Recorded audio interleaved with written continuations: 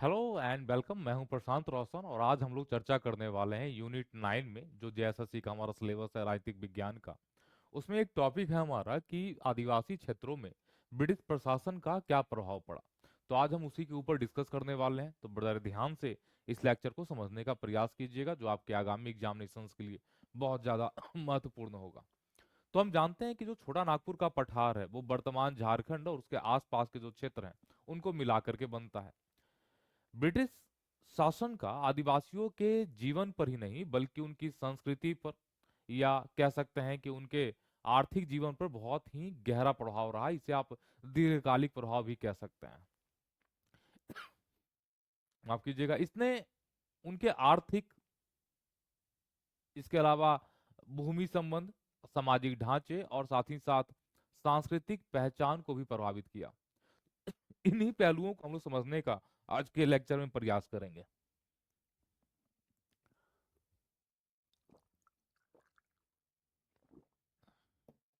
तो सबसे पहले समझने का प्रयास करते हैं हम लोग कि ब्रिटिश शासन का प्रभाव पारंपरिक भूमि व्यवस्था पर क्या पड़ा। आदिवासियों की जो पारंपरिक भूमि व्यवस्था थी उसमें विघटन देखने को मिला। अब देखिए, ब्रिटिश शासन से पहले यहाँ मुंडा, उरांव, संथाल, हो, खड़िया जैसे जो आदिवासी समूह थे ना, उनका सामुदायिक भूमि की व्यवस्था को वो लोग अपनाते थे।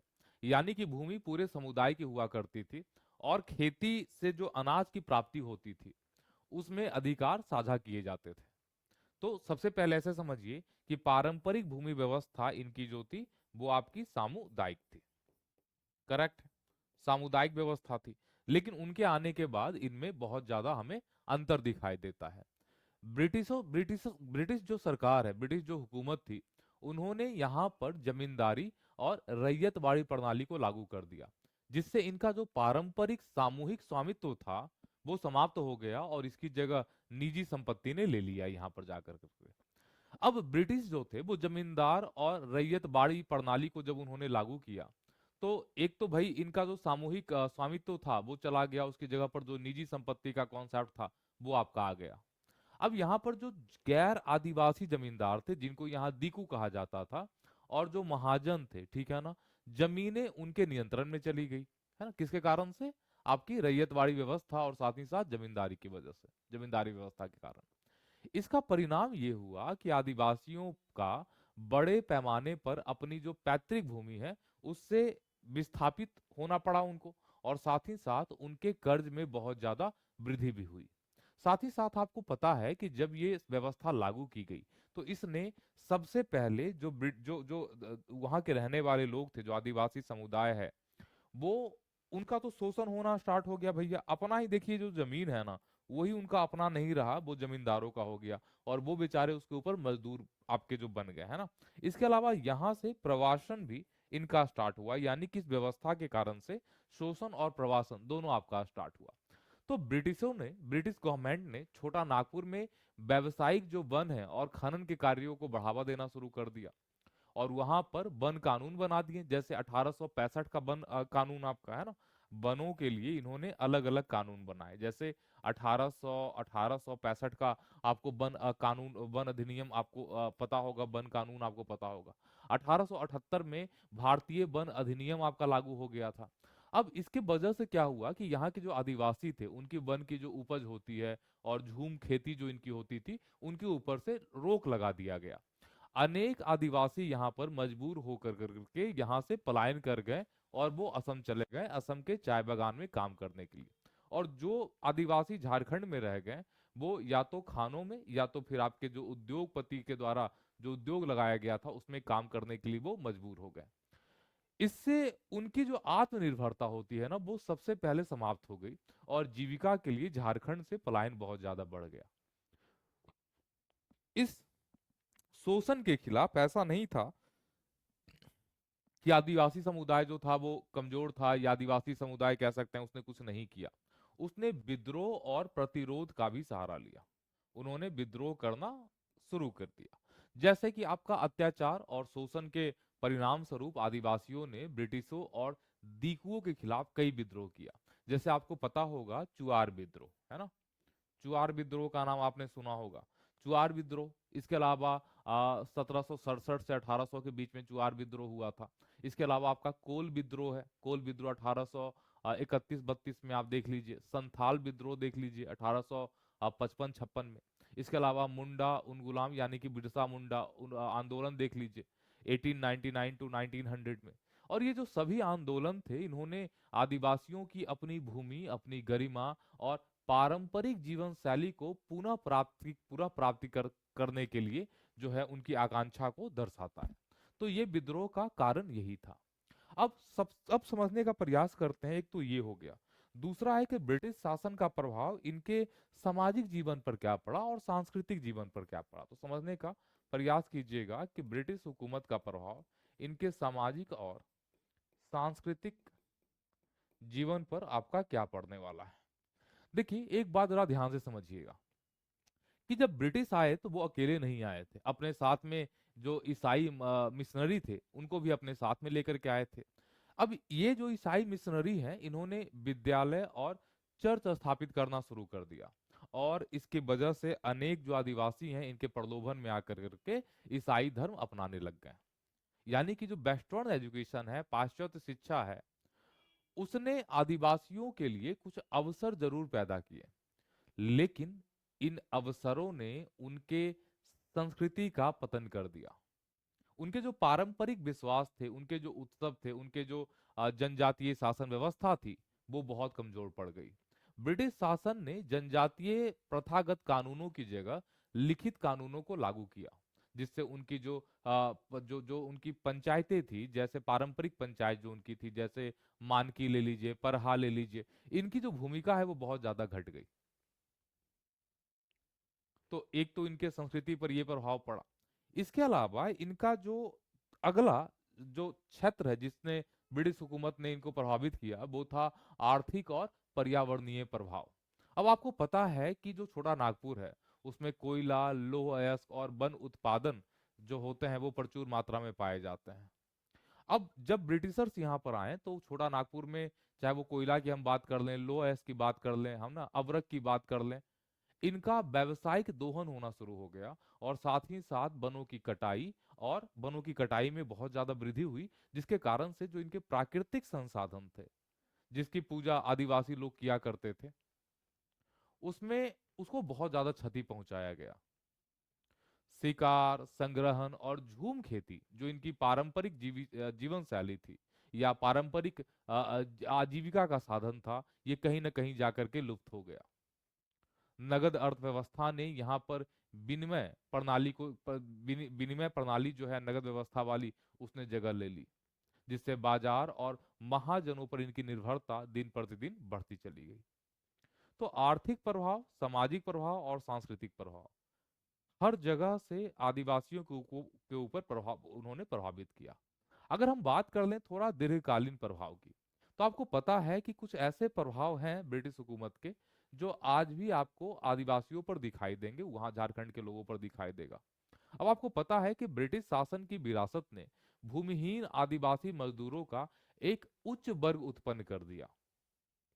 जो जनजाति पहले समानतावादी और प्रकृति आधारित हुआ करता था, अब वह विभाजित और निर्धन हो चुका है। वहां भी अमीरी और गरीबी दो क्लास आपके बढ़ चुके हैं। फिर भी इस दौर में जो राजनीतिक चेतना थी वह भी विकसित हुई, जिसे आगे चल करके झारखंड राज्य की जो मांग है उसको इसने जन्म दिया। तो अगर जो समअप करें इस चीज को, तो ऐसे समझिए कि ब्रिटिश शासन ने छोटा नागपुर के आदिवासी को स्वावलंबी बनवासी से हाशिए पर ढकेल करके उनको मजदूर बना दिया। उनके भूमि अधिकार, संस्कृति और पारंपरिक शासन प्रणाली को उन्होंने बहुत कमजोर कर दिया, परंतु इनके इस कह सकते हैं कि इसके प्रतिरोध और अस्मिता की चेतना को भी उसने साथ ही जन्म दिया, जो आज भी इनके संघर्ष को एक नई दिशा प्रदान कर रहे हैं। अब समझने का प्रयास करते हैं खंड बाई खंड चीजों को लेकर के। सबसे पहले देखने का प्रयास कीजिए कि जो ईसाई मिशनरी थे, इनका क्या प्रभाव पड़ा झारखंड के लोगों के जीवन पर। ठीक है ना, समझने का प्रयास कीजिएगा। अब देखिए, ब्रिटिश शासन के दौर में जब ईसाई मिशनरी छोटा नागपुर जैसे क्षेत्र में आए, तो आदिवासी समुदाय के पारंपरिक मूल्य, उनकी भाषाएं और संस्कृति पर बहुत ही गहरा और प्रतिकूल प्रभाव पड़ा। 19वीं शताब्दी में जब ब्रिटिश शासन छोटा नागपुर तक फैला तब ईसाई मिशनरी भी औपनिवेशिक अधिकारियों के साथ साथ आए थे, वो भी अंग्रेजों के साथ आए थे। उन्होंने विद्यालय खोला, अस्पताल खोला, चर्च स्थापित किया और खासकर आपके जो 3 जनजाति थे उनको ज्यादा प्रभावित किया। विशेष रूप से कह सकते हैं मुंडा को, उरांव को और साथ ही साथ हो जनजाति को। इन पे सबसे ज्यादा प्रभाव ईसाई मिशनरियों का पड़ा था। और उनके प्रयास से क्या हुआ ना कि शिक्षा और सामाजिक सुधार तो इन जनजातियों में आया, परंतु जो आदिवासी समाज है उसका धर्म, संस्कृति और पहचान जो है वो आपका समाप्त हो गया, या कह लें दूसरी भाषा में कि इसको एक नया रूप मिला। दूसरा प्रभाव आदिवासियों के पारंपरिक मूल्यों पर पड़ा आपका। सबसे पहले धार्मिक आस्थाओं में परिवर्तन देखने को मिला। देखिए, अनेक आदिवासी जो थे उन्होंने ईसाई धर्म अपनाया, है ना। और जो उनकी प्रकृति पूजा थी, एनिमिस्टिक आस्था जैसे बोंगा, सिंगबोंगा आदि से ये दूर हो गया, मतलब प्रकृति पूजा से दूर हो गया। पूर्वज और प्रकृति पूजा से जुड़ा हुआ जो अनुष्ठान था, बलिदान था, इन्हें ईसाई मिशनरियों ने पापपूर्ण बताया, इसे गलत बताया, इसे अवैज्ञानिक बता करके इन्होंने हतोत्साहित किया। और यही वो वजह थे जिसमें सामाजिक नैतिकता में भी बदलाव आ रहा था। जैसे ईसाई धर्म के नए नैतिक आदर्श थे, जैसे एग्जाम्पल के तौर पर शराब और पशु बलि से उनको परहेज करना था। पारंपरिक रीति रिवाजों से उनकी परंपराएं भिन्न थी। और इसी के कारण समुदाय के भीतर अलग अलग समुदाय, मान लीजिए कि हो समुदाय है, इसी के अंदर एक अलग टाइप की भिन्नता पैदा हुई। जैसे मान लीजिए एक हो समुदाय है और इसमें कुछ लोग जो हैं वो ईसाई हैं, ये वाले लोग जो हैं वो ईसाई हैं, बाकी जो बच गए लोग वो पुराने संस्कृति को मानने वाले लोग हो गए।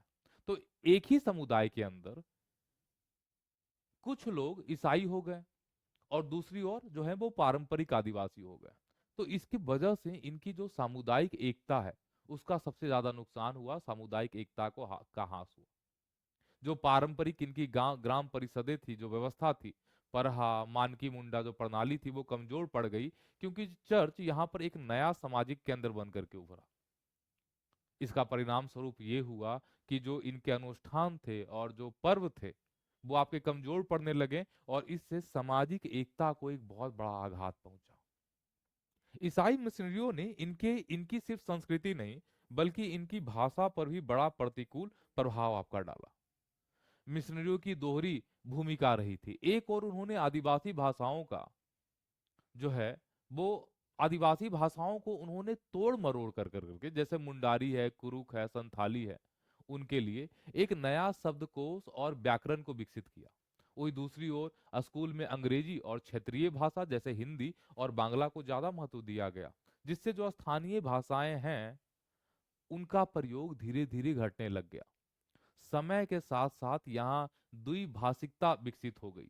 औपचारिक जीवन में जो लोग हैं वो हिंदी या इंग्लिश का प्रयोग करने लग गए, जबकि जो जनजातीय भाषाएं हैं वो सिर्फ मौखिक परंपराओं तक सिमट करके रह गए। उनका जो विकास है वो पूरी तरीके से यहाँ पर रुक गया।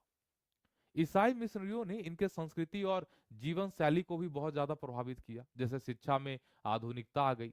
जो मिशनरी विद्यालय थे उन्होंने साक्षरता और आधुनिक शिक्षा पर ज्यादा जोर दिया, जिससे जो आदिवासियों का जो प्रशासन है, सेना है, उसमें इससे क्या हुआ ना कि देखिए, इनसे आदिवासियों को प्रशासन में या सेनाओं में ज्यादा अवसर मिलने लग गया। लेकिन पश्चिमी शिक्षा ने कहीं ना कहीं व्यक्तिवाद को ज्यादा बढ़ावा दिया। लोग जो है वो सेल्फ सेंटर्ड हो गए। आदिवासी समाज की जो सामूहिकता थी, एकता थी, वो भिन्न हो गई। त्योहार और कला जो है वो परिवर्तित हो गए। पारंपरिक नृत्य और गीत ना पारंपरिक नृत्य थे, गीत थे, इनके पर्व थे, जैसे सरहुल सरहुल ले लीजिए, करम ले लीजिए, माघे पर्व को ले लीजिए, इनको ईसाइयों के द्वारा हतोत्साहित किया गया और इन पर दबाव बनाया गया कि ये क्रिसमस और ईस्टर जैसे जो त्योहार हैं उसको अपनी लाइफ में प्राथमिकता दे। इससे सांस्कृतिक विविधता और पारंपरिक जो अभिव्यक्तियां होती हैं उसमें बहुत ज्यादा कमी आई। दूसरी तरफ ईसाई मिशनरियों ने इनके यहाँ स्वास्थ्य और सामाजिक सुधार में भी योगदान दिया। जैसे मिशनरियों ने अस्पताल बनाए, स्वच्छता पर ज्यादा जोर दिया, जिससे स्वास्थ्य में सुधार हुआ। इन्होंने अंधविश्वास, शराबखोरी या सामाजिक बुराइयों के खिलाफ भी कार्य किया, और कई बार उन्होंने स्थानीय जो धार्मिक संस्थाएं थी इनको भी कई बार उन्होंने अनादर किया, कहा कि भैया ये सब पूजा पाठ करना तुम बंद कर दो। तो अगर हम इन कंक्लूजन पे पहुंचते हैं, तो ब्रिटिश शासन काल में आई ईसाई मिशनरी ने आदिवासी जीवन को गहराई से कह सकते हैं कि प्रभावित किया। उन्होंने शिक्षा, स्वास्थ्य और सामाजिक चेतना को तो बढ़ाया ही, लेकिन उसके साथ ही धार्मिक और सांस्कृतिक जो निरंतरता थी उसको कहीं ना कहीं बाधित किया। आज के जो आदिवासी हैं वो इस द्वैध विरासत को ढोए जा रहे हैं। एक और उन पर जो मिशनरी प्रभाव है उसके कारण से आधुनिकता और शिक्षा को वो अपना रहे हैं, तो दूसरी ओर अपनी जो परंपरागत भाषाएं हैं, त्योहार हैं, उसको पुनर्जीवित करने का प्रयास कर रहे हैं। वो चाहते हैं कि अपनी विशिष्ट पहचान को सशक्त बनाए रखें। और अब तो इनके ऊपर तीसरा वर्डन है, मतलब ऐसे समझ लीजिए कि जो कोई मान लीजिए आदिवासी समूह है, इनका एक ग्रुप जो है वो ईसाई समुदाय के साथ है, उनके साथ उनकी रीति रिवाज और धार्मिक परंपराओं को मान रहा है। एक जो है वो हिंदू समाज, जैसे कि आरएसएस को आप ले लीजिए, उनका भी अच्छा खासा वहाँ पे गढ़ है। इसके अलावा दूसरा जो है पारंपरिक आदिवासी, यानी कि उनका जो एक समाज है ना वो ऑलरेडी दो या तीन भागों में डिवाइड है, जिसकी वजह से वहाँ पर जो एकता, उसकी बड़ी समस्या आपकी रही है। तो इस प्रकार से हम देखते हैं कि जो ब्रिटिश शासन व्यवस्था है, उन्होंने उन्होंने व्यक्ति के जीवन के हर एक पहलुओं पर उन्होंने अपना प्रभाव डाला है ना। तो ये लेक्चर आपको कैसा लगा? जेएसएससी का ये टॉपिक है कि क्या प्रभाव उन्होंने डाला है। अगर जो आप यूनिट 9 के टॉपिक नंबर 3 पर जाइएगा तो ठीक है। मिलते हैं अगले किसी ऐसे ही इंटरेस्टिंग टॉपिक के साथ जो झारखंड के ऊपर होगा। चैनल को एक बार सब्सक्राइब कर लीजिए, और झारखंड में आने वाले जो एग्जामिनेशंस है उसकी कंप्लीट प्रिपरेशन के लिए इस चैनल के साथ जुड़ जाइए। मिलते हैं अगले क्लास में।